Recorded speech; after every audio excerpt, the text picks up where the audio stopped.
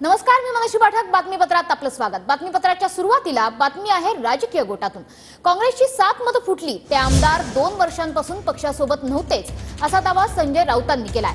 चंद्रकांत हंडोरेंचा पराभव करणारे हे सुद्धा काँग्रेसचे हेच 7 आमदार होते, असंही राऊतांनी यावेळी म्हटलंय. दरम्यान ठाकरेंचेही आमदार त्यांच्यासोबत नाहीत, त्यांची सुद्धा 2 मतं फुटली आहेत, असा दावा आशिष शेलारांनी केलाय. काँग्रेसची 7 मतं फुटली हे काय लपून राहिलेलं नाही.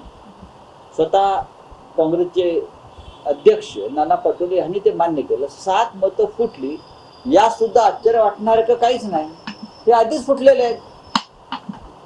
मागच्या विधान परिषद निवडणुकीत चंद्रकांत हंडोरे यांचा पराभव करणारे हेच 7 लोक आहेत. आमची जेवढी शिवसेनेचं एकही मत फुटलं नाही. राष्ट्रवादी काँग्रेसची मतं ही भाई जयंतराव पाटील यांना 12च्या 12 मतं पडलेली आहेत.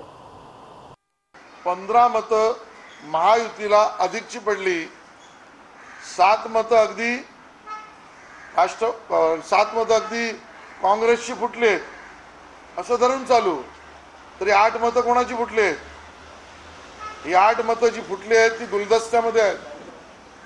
त्या गुलदस्त्यामधल्या मतांमध्ये आमचा दावा नाही, 100% आमची माहिती आहे. यामध्ये काँग्रेस बरोबर उबाटा सेनेची मतं फुटली आहेत आणि अन्य पक्षांची मतं फुटली आहेत. आणि म्हणून उबाटा सेनेने हा दावाच करू नये की त्यांची मतं त्यांच्यावर राहिली आहेत. त्यांची किमान 2 मतं त्यामध्ये फुटलेली आहेत.